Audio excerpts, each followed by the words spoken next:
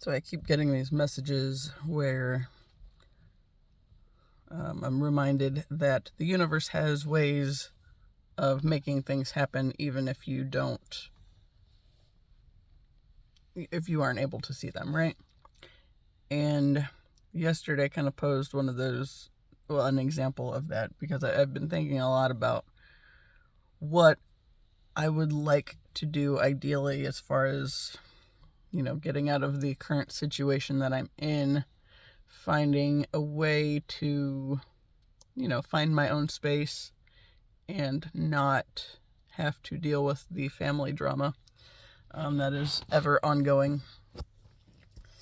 And so we had that meeting to talk about my niece with her care team and all that fun stuff. It's me, my brother, and sister-in-law, and then the case manager and the girl that's kind of my point of contact, and I don't remember what her actual position is with the organization, but I'm on respite care, so yeah. So we had a meeting, and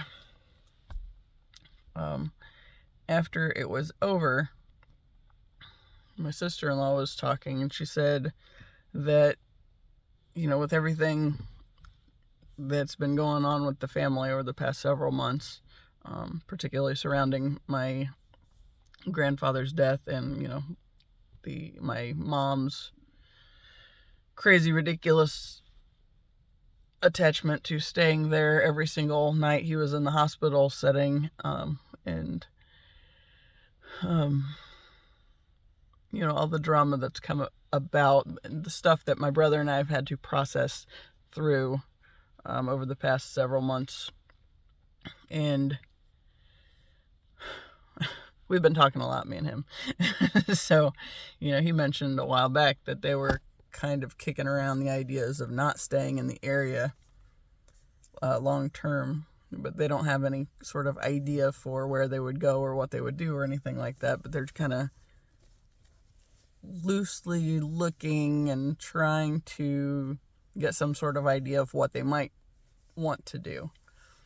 And that's kind of where I've been on thinking about all of it. Of course, she does HR stuff, so that's a little more in demand than trying to figure out what I'm supposed to do on the intuition play-by-play. That's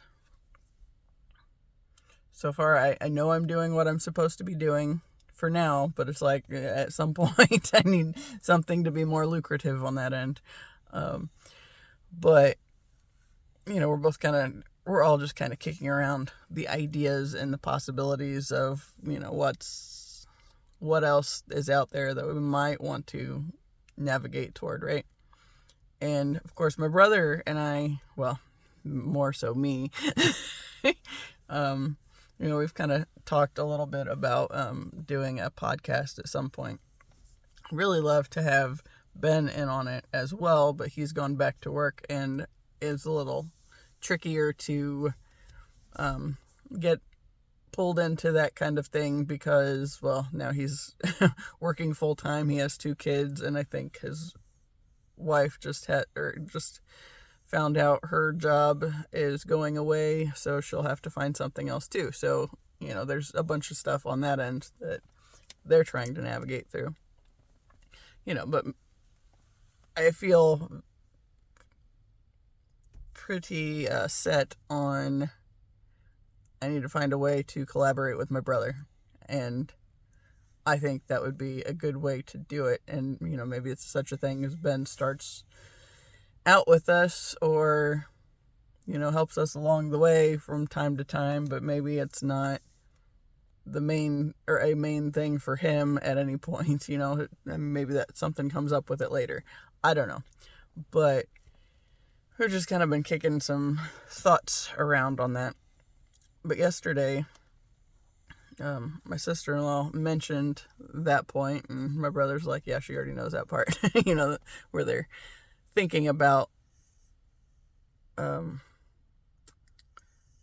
not staying in the area. And she said, well, of course, you are more than welcome to come with us if we go somewhere else. It's like, well, that might be intriguing, especially if my brother and I are working on figuring out something with like a podcast kind of a thing. He mentioned yesterday something about getting on Instagram and, starting to toy around with the idea of doing a vlog of some sort.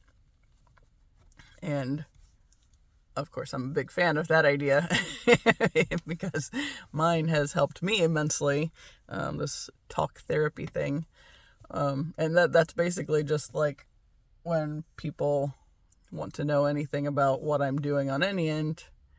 If it somehow comes up, that I usually just say talk therapy and we'll leave it at that. Because I know my family would have a meltdown if they found out that I was doing this whole YouTube thing. And yeah, frankly, I don't care, but I would also like to not have my life be made miserable because they found my stuff and got overly involved with being nosy and, nosing their way into it. But then I've also mentioned on here that I feel like every now and then I get like the sense that my mom kind of suspects something. Just because she tries to pull me into stuff that my cousin is doing, because my cousin has like a TikTok thing she does, and it's usually just with voiceovers and weird stuff, but apparently she's got like 1,000 followers or better, and it's like, well, but my mom always wants to try to pull me into it and kind of make fun of it, sort of a thing. It's like, yep, I'm not doing that, and I was like, let her do what she's doing and leave her alone, and if you have a problem with it, butt out, click onto something else. You don't have to stay there and watch and think, oh, this is stupid or whatever. It's like, you can literally just ignore it and let her do her thing because it does not affect you. So that whole thing. So as I contend with this in my space at the house, and meanwhile I'm trying to do this thing, there's been some things. So yeah.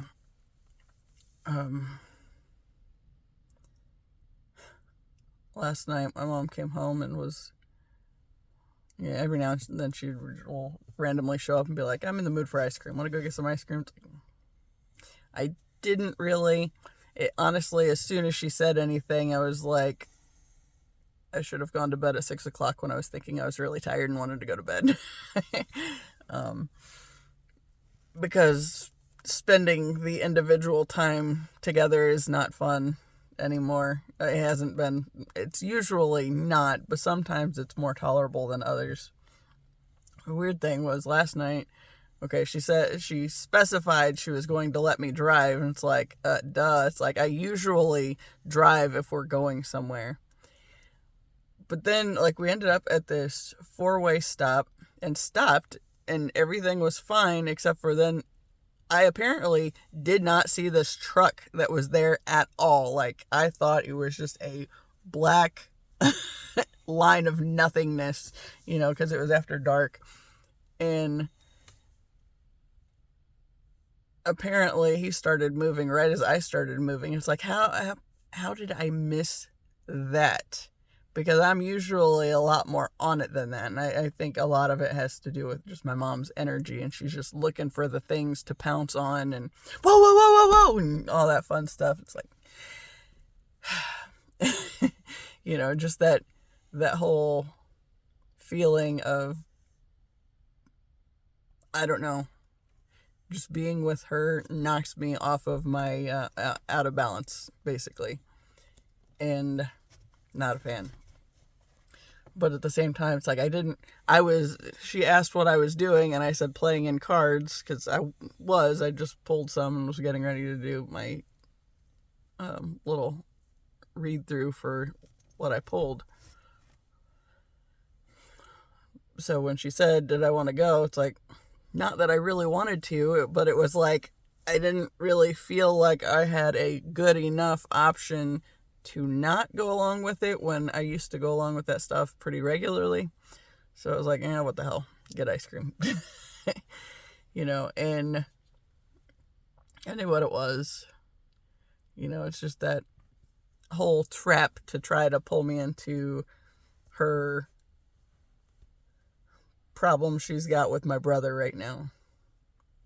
And I say specifically with him because he's the one that is... Okay, like my whole thing has been in process. I've been separating myself out from them for a while. But he's been doing it. It's more recent. And, for a while when Gracie would want to call her dad while they were waiting in the drop-off line. And for a while, I was just letting my mom and my aunt go do the whole drop-off and pick-up thing because, mainly I didn't want to hang out with them. So it became a daily thing where they would call my brother and then, spend like an hour or better on the phone with my brother. So I had already stopped going at that point. So then my mom was able to keep pulling him into her drama that way because she'd have him on the phone for a while. Well, since that's not as much of a thing, and we all know from past experience, she waits to pounce until, she's got like either of us alone or whatever, and then it just goes real heavy on the letting you know how disappointed she is in you for whatever reason, and you really let them down, blah, blah, blah. It's like, whatever. So yeah.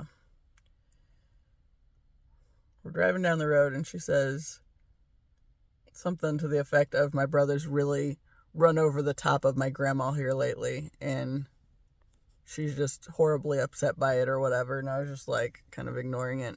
I was like, And I think she was very clearly trying to pull me into telling her things about him or, giving some sort of insight as to what the problem is on that end. And it's like, what the problem is? The problem is that we're finally onto the games, and having it as noticeably in our face, demanding our attention, has not been sitting easy. And we've been taking it to heart and trying to navigate through and how to break this freaking toxic cycle that, just forever perpetuated in this family. And yeah. Oh, man. So, I kind of blew off that whole bit. We go over to Dairy Queen and, still having that wobble in my system since she was right there next to me in the car and feeling completely off. Then I end up curbing the tires, and she's like, whoa. And I was like, oops. I just kind of shrugged it off and left it at that. It's like, it was aggravating for me to see these examples of how I was allowing that much of a wobble into my immediate space just because she was with me in the car. Hi. Kid just staring at me. But yeah, it's like, hi, we're gonna have a visit. Oh, maybe. After she stretches. Yep. Thank you. Thank you. That's so nice. She's not sure about this. So here's the paw thing. You gonna do that again? You gonna do it again? You need Mama's attention, huh? I'm kind of steaming up the front window. No. Okay. She starts pawing at my arm until I give her the attention she wants. Usually it's while I'm driving. Yeah. Okay, thank you. Maybe don't lick all the makeup off. You'll be alright. Love this dog. So yeah. And then as we're sitting there, and then I realize it's like, why is this taking so long? And then I look up and see that it's a very poorly lit sign that they typed up and put above the speaker saying that they are closed. It says, sorry for the inconvenience, but we're currently closed for whatever reason. Despite the fact that the whole building was freaking lit up like they were wide awake and open for business, and all the lights were on, so I wasn't sure what was going on with that. And there had been a lady in front of us that sat there for a little bit, and then she drove off. But it took me a minute before I really realized that, hey, there's something there. And, then I had to be able to see it, because that wasn't easy. Should have shown a flashlight on it and at least let the cars behind me know something was going on. Although they figured it out on their own, I'm sure. But we go down to Culver's instead after that, and I don't remember.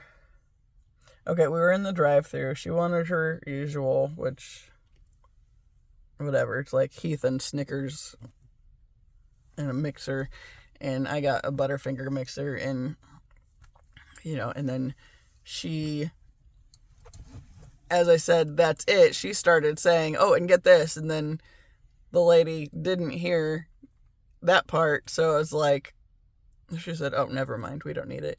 And she was something else she wanted to try, like chocolate ice cream with strawberry and pineapple or something. It's like, why do we need 3? Because my dad said he didn't like the mixers there, so it's like, why would we need another one for that? And that was the whole thing. But as we're driving back home, she starts in on the stuff with my grandma again. Oh, and a little bit of Christmas. That was one of the things that I think she was trying to get out of me. Because for the conversation about Christmas that came up yesterday, they said my brother and sister-in-law specified that they have stuff going on Christmas Eve, but they would be available from 12 to 3.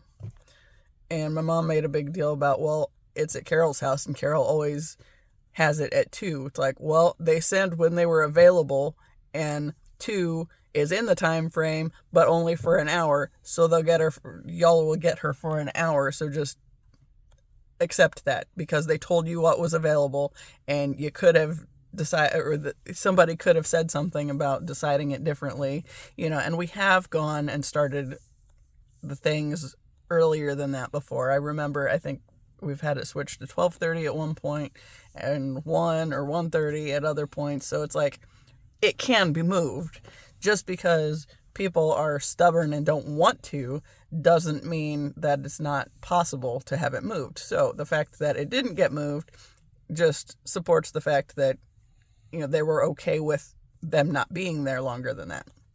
Which, to some extent, the family's kind of used to the idea of, like, my brother and sister-in-law, they're always on their own time, and so, like, they'll be there, like, usually about an hour after the thing starts or whatever, and then cut out before everybody else is done and all that stuff. So, so at this point, most of the family's just like, well, whatever, they're going to do their own thing anyway, and we'll just do what we're going to do. So, and that's fine. But then she's trying to pull me in well, Gracie needs to be there and blah, blah, blah. And she got this game for Gracie to be excited about, because she thought Gracie would appreciate it and get into it. And it's like, first off, this is the first time we've really gone into something with people talking about games ahead of time. Usually it has always been just an opportunity to talk and, kill time that way. However, since my grandfather's dead now, we don't have to focus on his obsession with his death, because it's finally over and done.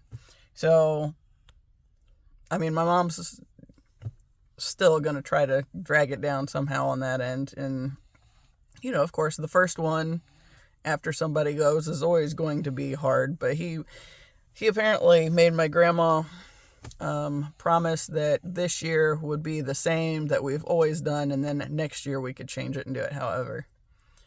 And it's like, I mean, I think the bigger thing would be to just do something for the holiday and not have to be locked into how we've always done it, because obviously it's not going to be exactly the same since he's gone anyway. But whatever. So, yeah. I'm steaming up the window on this side of the car, and that's like it. Like, usually the other windows are steaming up as well, and I'm kind of thinking like I've had a sore throat the past couple of days. It's like I'm trying not to allow that to be a thing. I plan to skate later because I find that I have been really good with setting intentions for not getting sick, and I've managed to not get sick where I would have in the past. So clearly I need to go skate and work on my intentions again, because it's like my throat's been driving me nuts, and now I'm wondering if this whole just steaming up this small section of the window is just because of me. Yeah. But anyway, yeah, like this is the first time we really talked games ahead of time, and my cousin had mentioned it, like one of my cousins, the one that's a teacher, she said she got something that's, they have an option that she thought Gracie would like, and it's a really funny game. I don't know, I know I've played it before. It's the one with the noise canceling headphones, and then you have, somebody has a quote that they repeat, and you're supposed to guess what it is and all that fun stuff. But it's like, the only times we've really pulled out games in the past have been when there have been little kids around, particularly Gracie. We did it a couple times when my cousins were younger, but not many. It's just like, that's just not been something that's been big in our family. It's like, I don't know. I don't know what any of the deal is with any of that, but it is what it is. And I'm feeling like I might just drive over separately so I can leave when I want to and not have to play nice the entire time, because I know I'm going to be good and done before. I'm already good and done, and we haven't even got there yet. So, yeah. Of course, my brother and sister-in-law invited me to hang out with them, and Gracie's always inviting me to hang out with them with whatever they're doing. It's like, yeah, maybe. And they say all the time, I could bring the dogs over and it would be okay. And it's like, well, we never did get Buttercup and Taz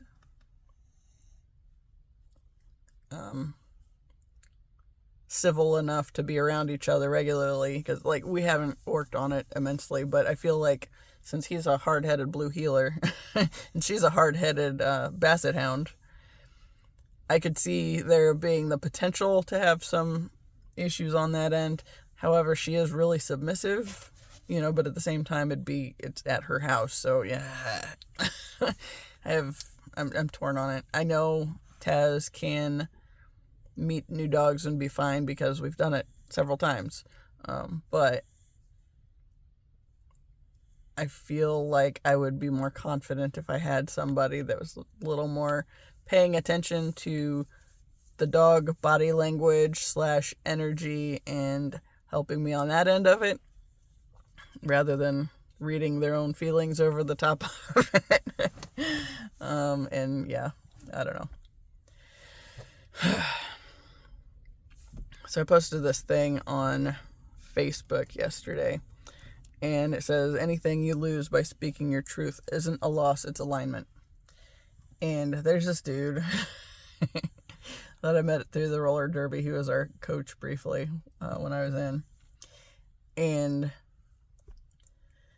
I never, when he posts something, a comment on anything, it's like I never know how to take it from him.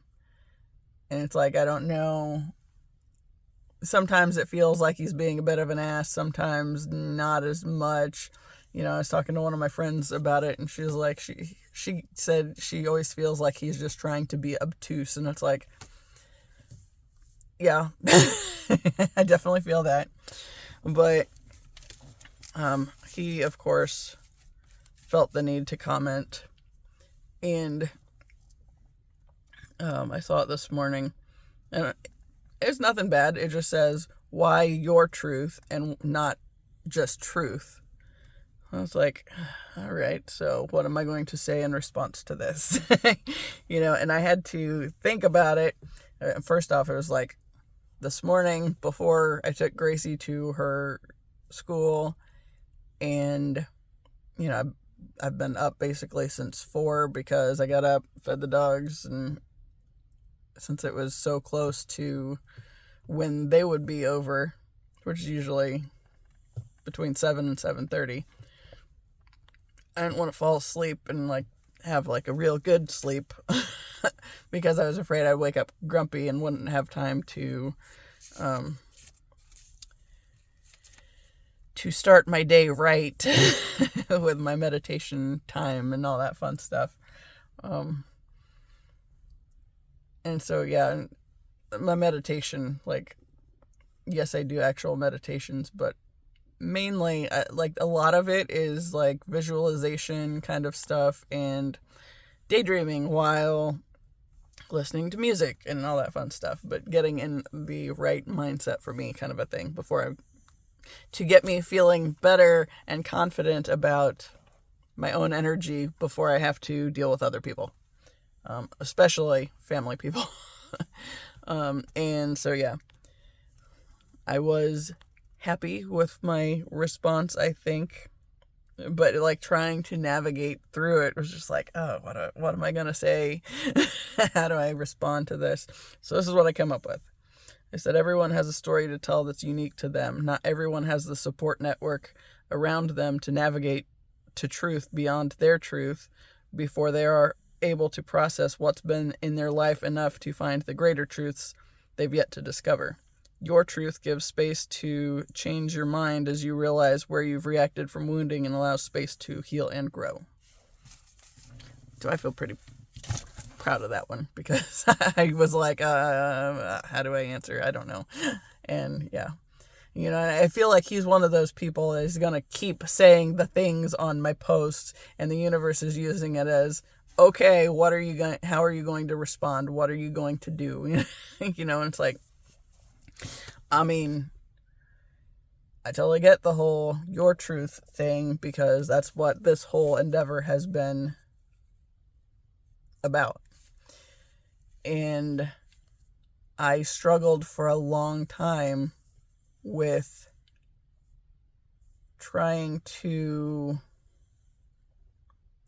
wanting to be or speak to the truth on things when I wasn't really sure what my own truth was, and making sense of stuff for myself. So this whole thing has been an attempt to figure out my truth, and I have changed my mind on things. I've learned things from myself, just when I'll say something a certain way and then go back and watch the video and it'll hit me and it's like, wait a second, okay, so what's that all about? And then trying to navigate it from there. And of course, with my answer, because it's on Facebook and I have all my family on Facebook, except for those that I kicked out of it the other day, and then had to see at the funeral, or had to see a couple of them at the funeral.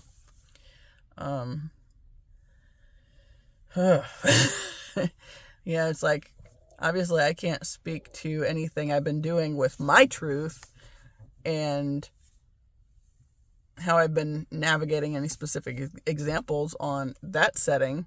I can do it here, but I can't do it there because I don't want my mom in the middle of it. I don't want my aunts to know anything about it right at this point in time. And yeah, just most of my family can butt out.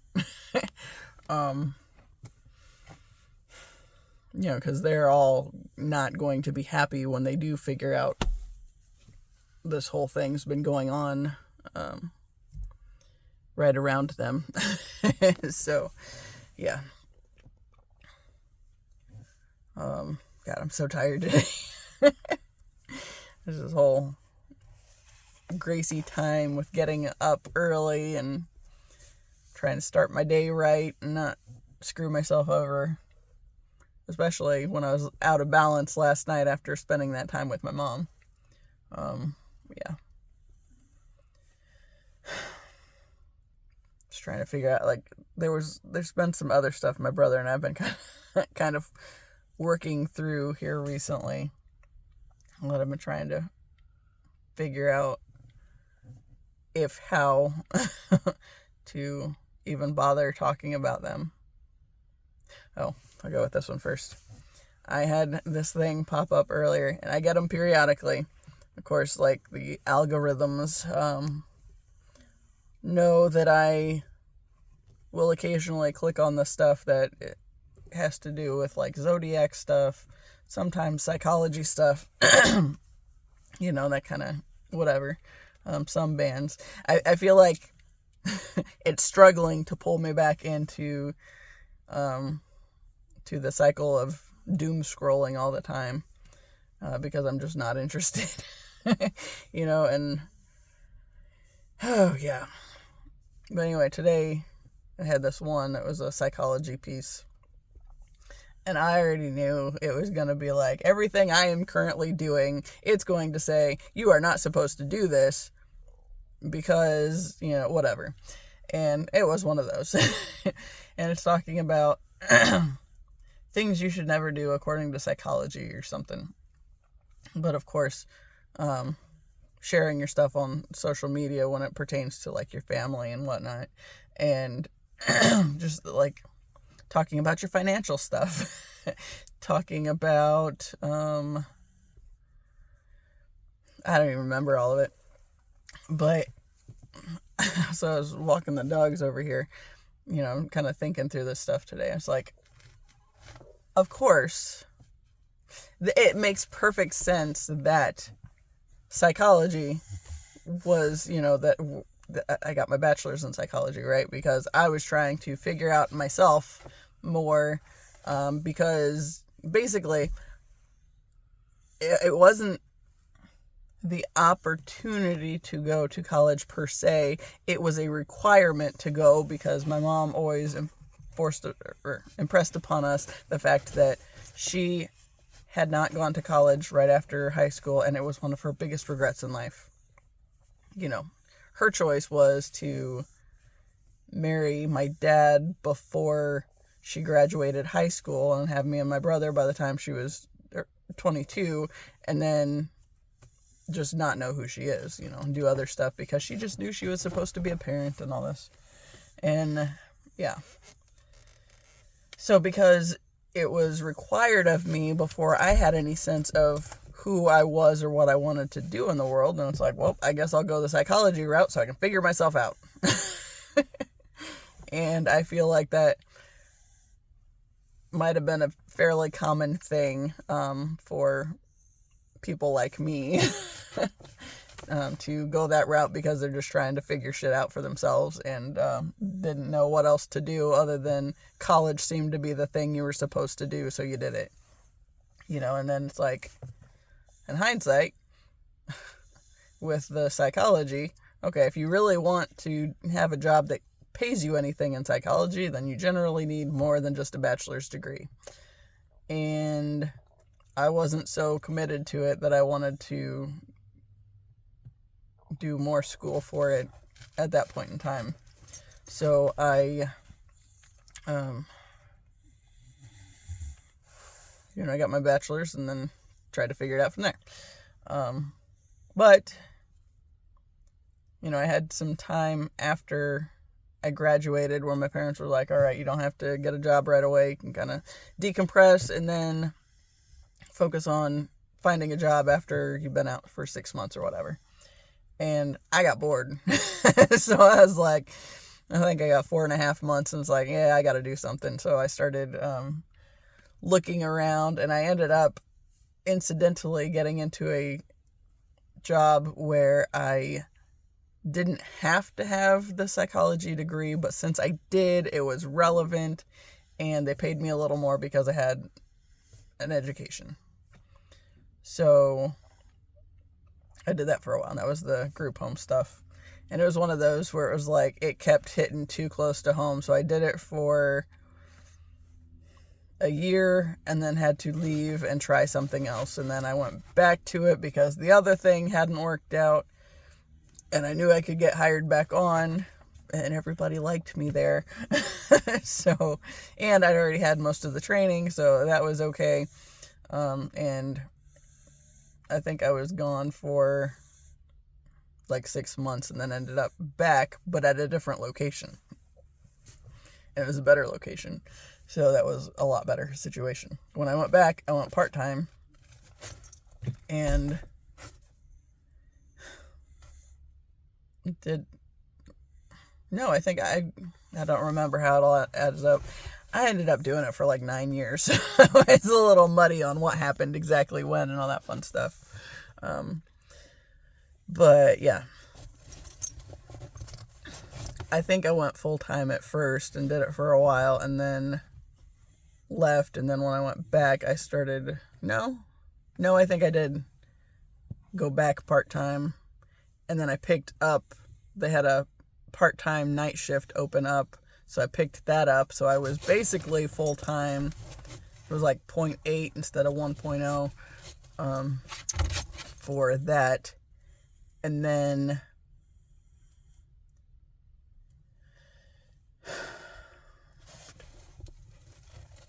then eventually it was like, okay, well, I need to balance this out because the schedule wasn't really good on that end, because the guy that I had replaced was a 70-year-old dude who worked with another 70-year-old dude on the night shift, and they didn't work together per se, but they were both the night shift guys, so they had the same stuff that they were looking after. And they agreed that the part-time guy would work Tuesdays and Saturdays. So to make it easier on the full-time night shift guy, I just slid into that slot and didn't, change anything. But then it was like I was working Friday evening, Saturday night, then getting off Sunday morning. So it's like every weekend was consumed with working, because that was how it ended up being. And it's like, that might not have been ideal. So I did get burnt out eventually on that. But yeah, I don't remember what happened after there. I just remember that I went back part-time and then picked up another part-time slot to have a full-time gig that didn't make me want to gouge my eyes out, I guess. But anyway, why did I go into that? The psychology thing. Oh, yes, because I've clicked on this thing this morning, but I was walking around here at the cemetery and thinking, it's like, it makes sense that that's part of why I've struggled as much as I have in my time with navigating to my truth. Because, I was in a field that says things like that, like, oh, if you want to get along with people, you don't want to make them uncomfortable. And, okay, I get where that whole thing comes in at. I absolutely do.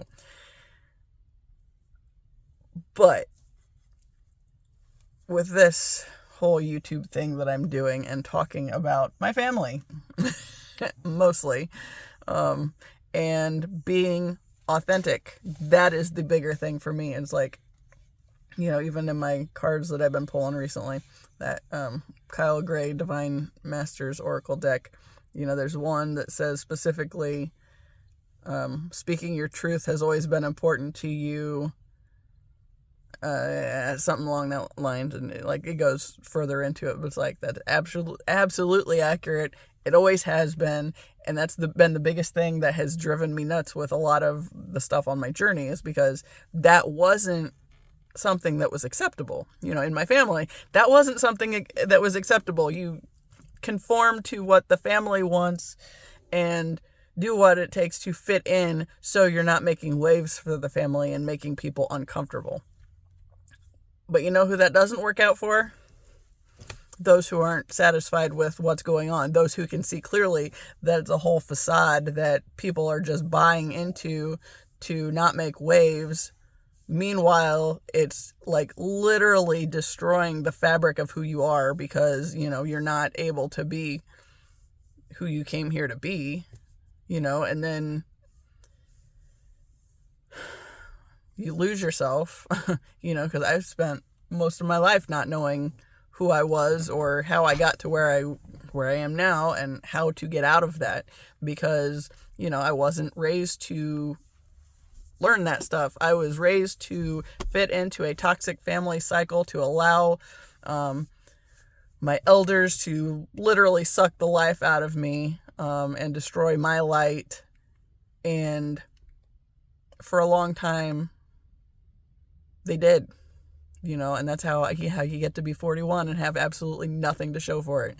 And I think, that's the whole point of this whole channel thing that I'm doing, is because speaking my truth and owning this shit that makes other people uncomfortable about life, despite the fact that a lot of people fit into those categories of like the things that I have been trying to navigate through, like the not knowing where money's coming from one minute to the next, trying to make sense of how I got into a situation that I needed to get divorced from, and I think that the lack of authenticity is exactly how the world ended up in the shitty state that it's in currently, because authenticity was not a thing that to be sought. You don't want to be different. You wanted to blend in, right? Or at least that's what they say. So then we blend in and then things go to hell. And then you don't know how to fix it. Like, yeah, anything in American politics. Anything associated with religion. Yeah. Oh, that's an interesting point too. So try to figure out which part of it. I mean, there are some things that have come up along the way that I've been like, I don't know that I can share that, and then today, honestly, I was sitting with some of this stuff this morning. One point that I had no intention of sharing previously was when I was driving my grandma and my aunt back and forth from the hospital all the time back in August, before he went to the first rehab place. My grandma used me as an excuse to leave one day. And it wasn't, well, I mean, I was the go-to on that end. I hadn't said anything. I was like sitting on this window ledge in the room half asleep. And then all at once she said that, I don't know, somehow to help me, we were going to go ahead and leave and she was going to go with me. It's like, okay, whatever. It's like I was all about leaving, so that wasn't a problem. But while we were on the way, I knew this was going to come up too. Before we got off the interstate, she was like, I want lunch. Where do you want to go for lunch? I was like, I don't know. So we started talking about some places and I threw a couple things out there. And then she's one of those people, it's like, she doesn't want to tell you what she wants. She wants you to guess what she wants, or to also want it, so you're the one that posts it as the idea, and then because it's what she wanted, then it's okay. So there was like this Mexican restaurant that was right off the interstate. It's like, hey, we could go there. I haven't been there yet. And I knew she hadn't, and she was like, she said something about the one that was in our town. It's like, all right. So I've got to the point this year that it's like, I don't fuss with that shit anymore. It's like, if somebody says, or we could do this, then I assume that that's what they want to do, since that's the one they mentioned. So we just went there instead. But it's like, I don't like the jumping through hoops. I don't like the pissing around with bullshit. If you want something or don't want something, specify it. We don't have to do the stupid childish games thing, right? So anyway, we're driving through or to the place in town, and she just out of the blue says, I don't know how she didn't get arrested for child abuse back then. It was like, excuse me, what? And there was like a specific situation she was talking about with my mom, but, and it was the end of her babysitting time. But I just had this overwhelming sense of, you say that so casually, and you obviously knew there was a problem going on, and yet never once did she come in to like try to figure out if me and my brother were okay. Never once, and it's just like, it's one of those things that just kind of, it hit me. And then with some stuff my brother and I've been talking about the past couple of days, it's kind of hit me again. So I've been spending some time with that the past few hours, I guess. It's just like that sense of betrayal. It's like, you knew there was a problem and you didn't say anything. Why? Why did we not mean more to you that you would have put forth some kind of effort to say something, to tell her to calm her ass down or whatever? And it's like, it was just a thing that if you don't talk about it, it's not happening, right? So going back to that whole stupid bullshit psychology thing that I read, it's like, no, this is the same shit that a huge bunch of us have gone through, and I would even guess that most of us have gone through, and yet we're not supposed to talk about it because it makes people uncomfortable. However, it diminishes like us in having had the experiences and having had to navigate through them. So I think that's bullshit, and I'm not going to back down because what I have to say is going to make somebody else uncomfortable. Sorry about you. You should have thought of that sooner. And fuck. Then my brother and I were talking about how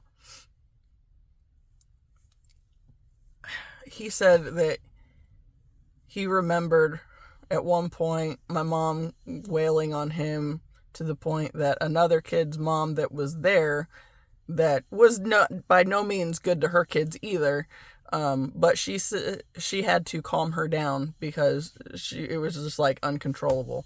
And it's like there was always that feeling of her being out of control in those times. Like, we fought a lot, and I don't remember what all was going on. I remember there was a night where she dropped my my high school boyfriend off at his house because it was before I could drive, and we got into it for some reason, and I don't even know what happened, but I called her a fucking bitch. And then I was like all in the side of the car because I knew she was going to start swinging at me. And it was at that point I just didn't even care. It's like whatever was going on, I just had to say that. And so I said that. And then as soon as we got home, I got out of the car and flew back to my room as fast as I could. And I had a futon bunk bed, and I jumped up on the bunk bed before she could catch up to me because I knew she was going to come in there swinging. And she did. And it's like just thinking through those kind of things. It's like, it's some bullshit, but that was one of those things. We were never supposed to talk about it. So we just carry these things, and because we might make people uncomfortable, you just choke on them, right?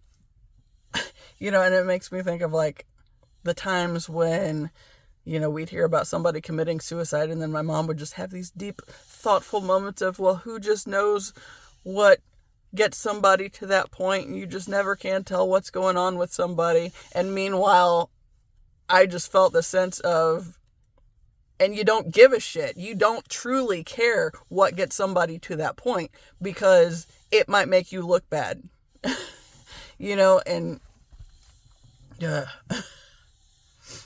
or it might make somebody feel bad because that's uncomfortable to think about. But you know what? There's a whole lot of people that have been abused by the past generations, and that's why the world is the way it is at this point in time. And there are, my brother and I have talked frequently about, how I feel like our generation specifically is the generation that's here to see the shit, experience the shit fully, and heal it so we can change what's going on.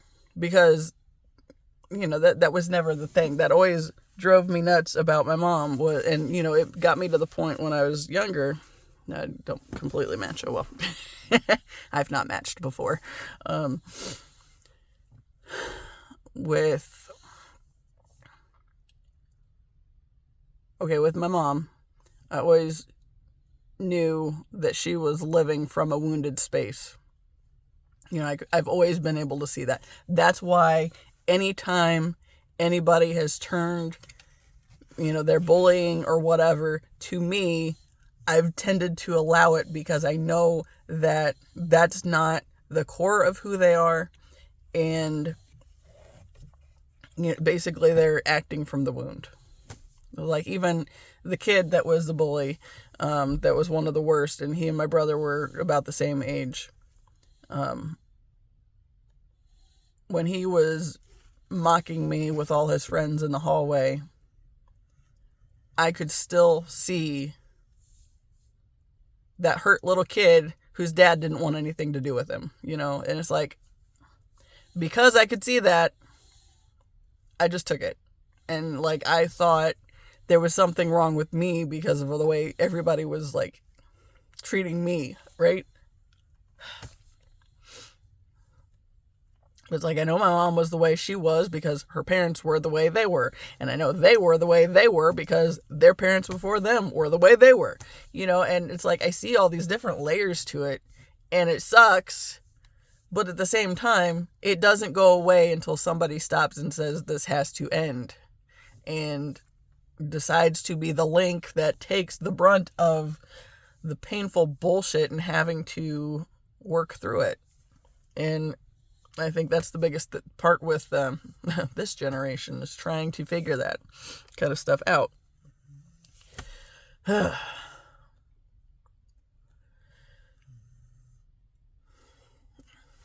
Everybody's napping. Figure out what time. Okay, 1:16.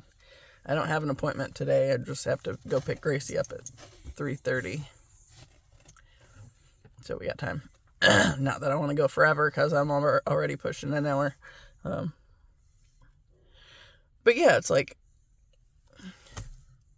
getting these little things that pop up along the way and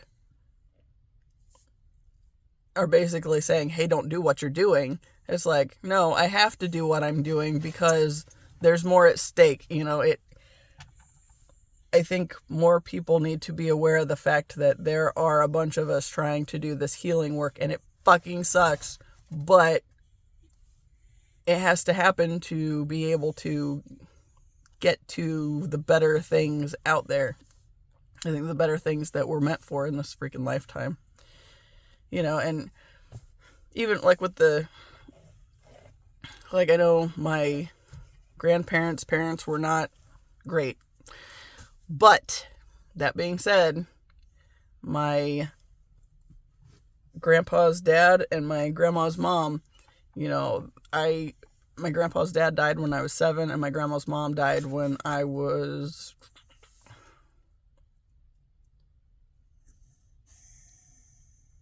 27? Yeah. She was 96. And that was a whole thing that complicated it, because my grandma and grandpa got married And then I don't know when their parents' spouses died, but my grandpa's dad ended up marrying my grandma's mom. So after they were married and had, I think after my mom was born even, my great-grandma and great-grandpa got married. So that was a whole complicated issue trying to navigate when I was younger. It's like, wait, what? How does this work? Okay. Yeah. So, but my great-grandpa died when I was 7, and he was like one of my favorite people ever. And at the same time, I still have heard stories where he wasn't that great to my grandfather. So it's like, I get this shit, and then like some of the other stuff that just kind of is sketchy along the way. Like I've talked on here about how, when I was taking those classes at the metaphysical shop, we talked about the black dogs, right? So, yeah, I might as well just throw it out there. In 2020, I watched a Gem Goddess video, and it was a tarot reading, and she said, specifically for the pile that I selected, black dogs are important and mean it's almost time. And I was like, okay, well, obviously that means something, because this is the only time in my life I have ever had black dogs, and I have 3 of them that are primarily black. So it's like, obviously there's something to that, right? And then 3 is like one of those divine numbers too, somehow. I know it's associated with ascended masters and whatnot. I don't remember all the details of that, but that's not the point of what I'm here to do. But anyway, the first class I went to, we were talking about, okay, Lanita said that I needed to be mindful of my boundaries and focus on grounding, shielding, and protecting my energy, right? And we talked about, different rocks and stuff that you could do that through, and I wear a shit ton of them. And I carry even more. Like, I can't even tell you. I'll have to go figure out when I get home how many I have that are specifically for grounding and protection. Because it's a bunch. Yeah, because like I got like a ton of necklaces on. Not all of them are for grounding. And these are both, I think, Bumblebee Jasper and Brown Obsidian. Those are both grounding ones. I have over here, I got the Mookite Jasper, Rutilated Quartz, and Larvakite, I think, that are grounding. On this side, we got some Bronzite, Citrine, Black Aura, Hypersthene, Hawk's Eye,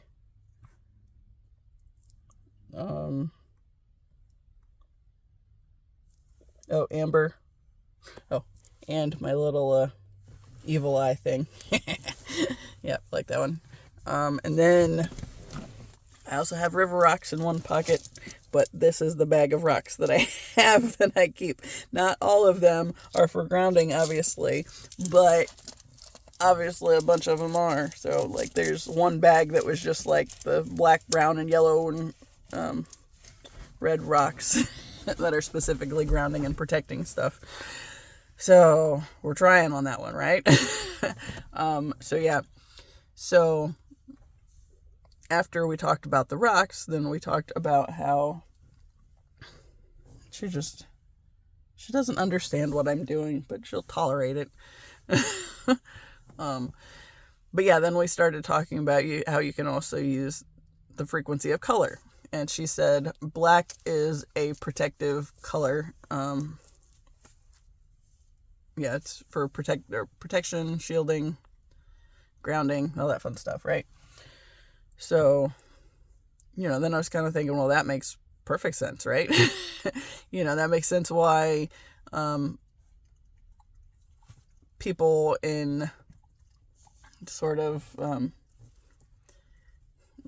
like people like me and my brother spent a lot of time wearing black growing up, even though we didn't know that it was a protection thing. It was a protection thing, and the different groups of people like occult and music types that wear a lot of those colors too. It's like, that makes perfect sense.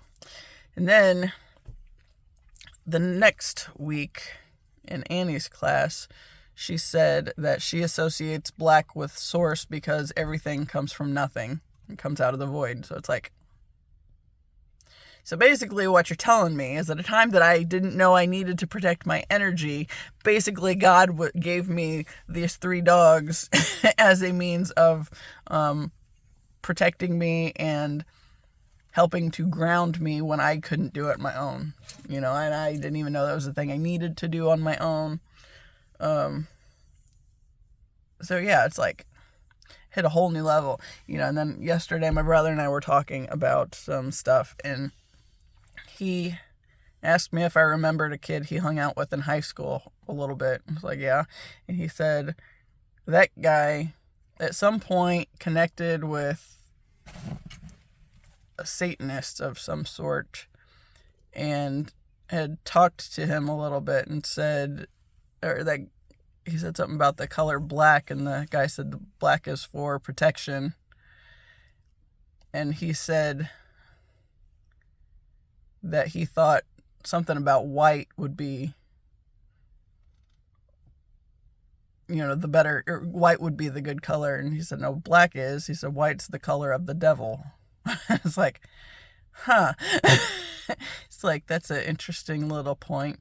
But then it makes me think so in that sketchy shit that, is in my family history that makes people uncomfortable, makes me uncomfortable, to be honest, but at the same time, I can see it for what it is and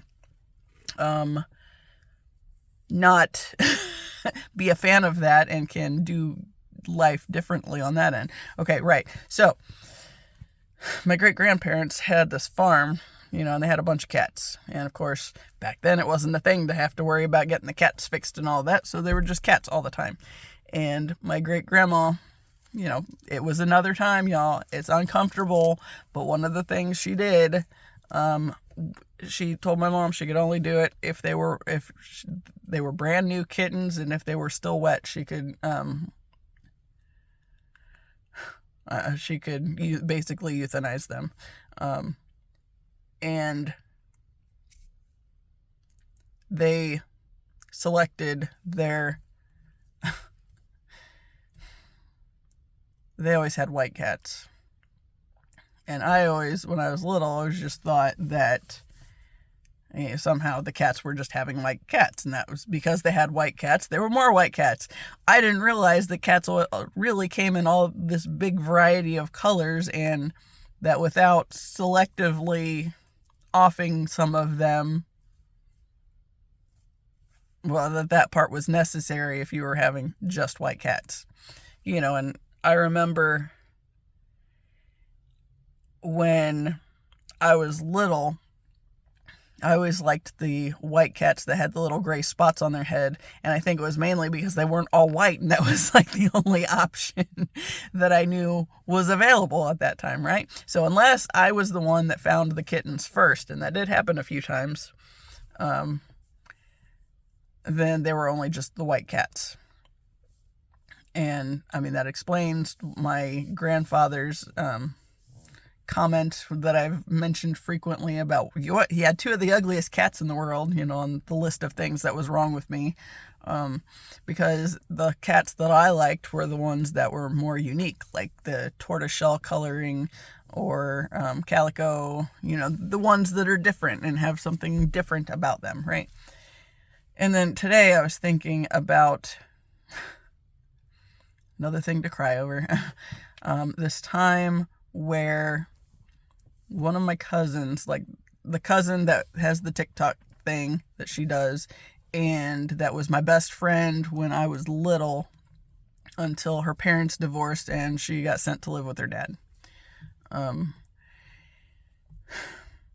Before she left to live with her dad, somewhere along the line there was a litter of kittens, and we found out about it, and my grandparents decided they wanted a cat, so they sent me and my aunt to go pick out a cat. And there was this little black kitten, and I loved that thing, and that was the one I picked. It was a little female, and I loved it, and my aunt was okay with it, and of course my grandparents had told her, let me pick it, and then we go back over to their house, and it's this whole ordeal because I picked the wrong one, and we literally, I go from being able to pick something, and I picked the one that they didn't like, so we had to take it back, and it's like, I wanted to say I was probably around 8, because that's when everything else went to shit, right? So, yeah. And it was really quick after they moved back from Oklahoma, so of course it would make sense that it would be that time frame. But yeah, they wanted a cat, and then we came back with the little black kitten, and it was the wrong one, and so we had to take it back and go get the white one. It's like, then why didn't you just say, go pick the white kitten up and bring it home? Why did you say, go pick one? And then, let that be the sign that I picked the wrong one, so, again, I make bad choices or whatever. It's like, that's fucking bullshit. Gidget's watching me. Mom's off a rocker again. Yep. But yeah, so that was a whole thing. And it's like, obviously, the racial implications for this whole scenario have been there. And I was always uncomfortable with that part of this whole thing. But at the same time, it's like, that's still basically the family that I came out of, and I can't change that stuff, So yeah, it's uncomfortable. It fucking sucks. It's taught me a whole lot of stuff about how I even want to be in the world, and not like that, but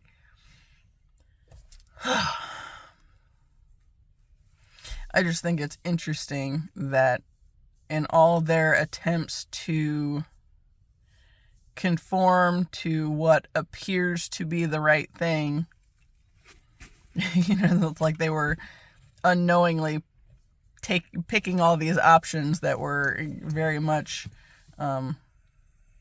counter to what they thought they were. So, yeah. Like in that whole I don't know, when my brother made that comment yesterday, it's like, oh, he said that guy said that the Satanist had told him that white is the color of the devil. And it's like, that actually makes perfect sense.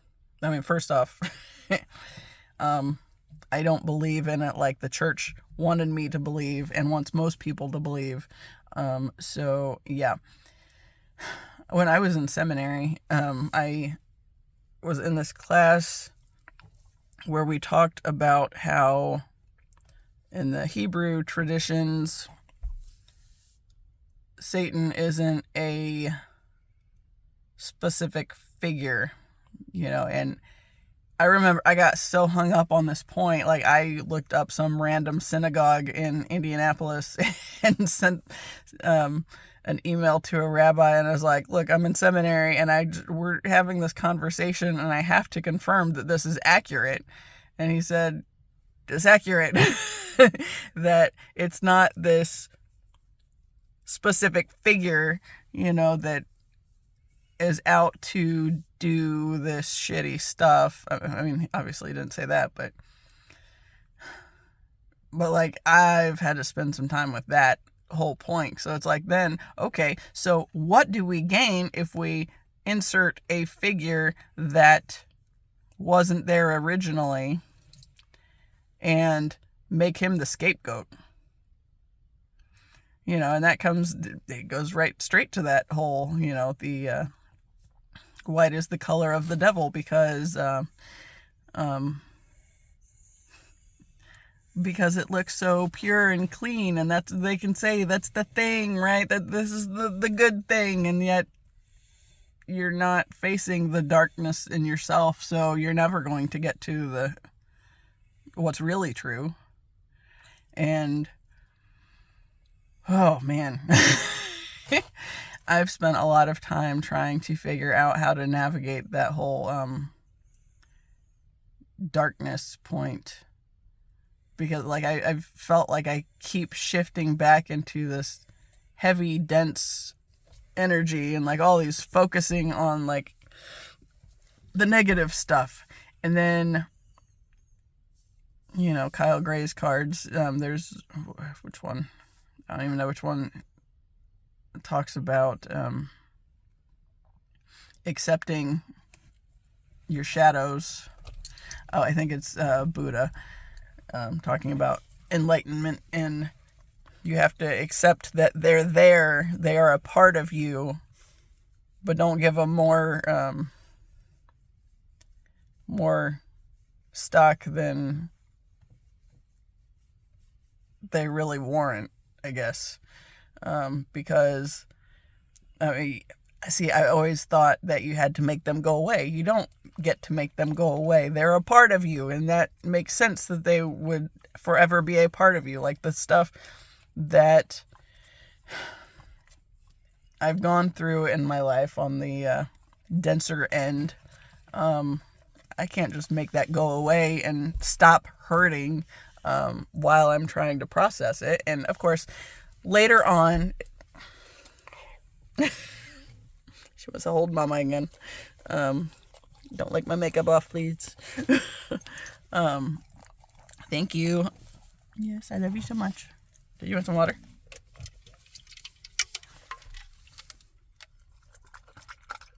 Yep. I don't know that that's all she wants, but 111 as I'm looking. Oh, and now I'm wet. I'm gonna drink the rest of that. That'd be okay. Nope. Ah! Spit on my face. Here, you want some? Zibbly. Zibbly. Now Zibbly's licking the seat. Hey, Ziba. Need some? No? You want some more? Now that you're huffing?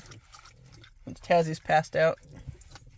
He's looking. He just don't want to get up. But yeah, like, it makes perfect sense. So you can, I think it goes back to that point that I talk about on here a lot about the, basically the church and how it teaches you to pursue the false light, right? You accept this person who did all this work and went through hell and all that stuff, and then you don't have to do it on your own. You just accept that he did it, you need his forgiveness, that's all it is, and then you can just count on your salvation, right? But then all that really does is create a bunch of people that are going around telling everybody else they're going to hell and not doing the heavy work themselves to heal. And if you, hey, quit licking. If you don't do your own healing work, well, don't lick the seat then. Tried to give her water. If you don't do your own healing work, Zibby, please stop, then you don't get anything out of it, because you can't rely on somebody else having healed, having done the work to heal, to free you from what you need to heal from. And I think that's a big part of the point of this channel too, is just to navigate that whole thing.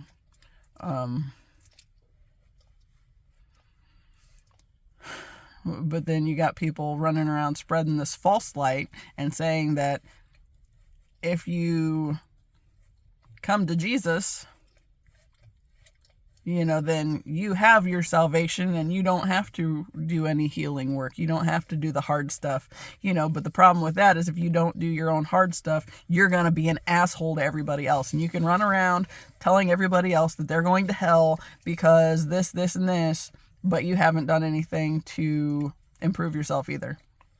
You know, that whole idea of doing what you want through the week, but as long as you can pray for forgiveness on Sunday, then you're golden. You know, it's like, but you don't learn anything that way. All you do is spend the rest of your time hurting people, and that's bullshit. And if you're perpetuating that kind of problem, then thus we have more problems. and thus the way of the world, y'all. So here we are, this generation, to face the shit that was imposed upon us by people who wouldn't heal their own shit. So we can try to make a better world for, our own families to come or whatever.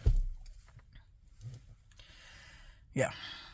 Anyway, I'm going to leave it there because I'm hungry, and this was parts of this were more heavy than I even had anticipated today, although I knew there was that possibility, because at one point that my grandma had said has kind of come up today, and it was kind of festering.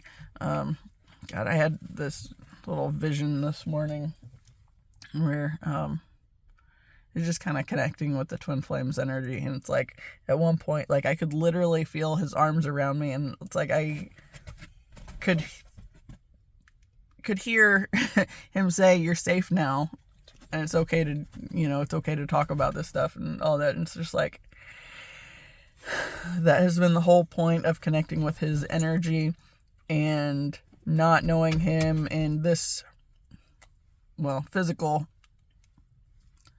realm for the time being.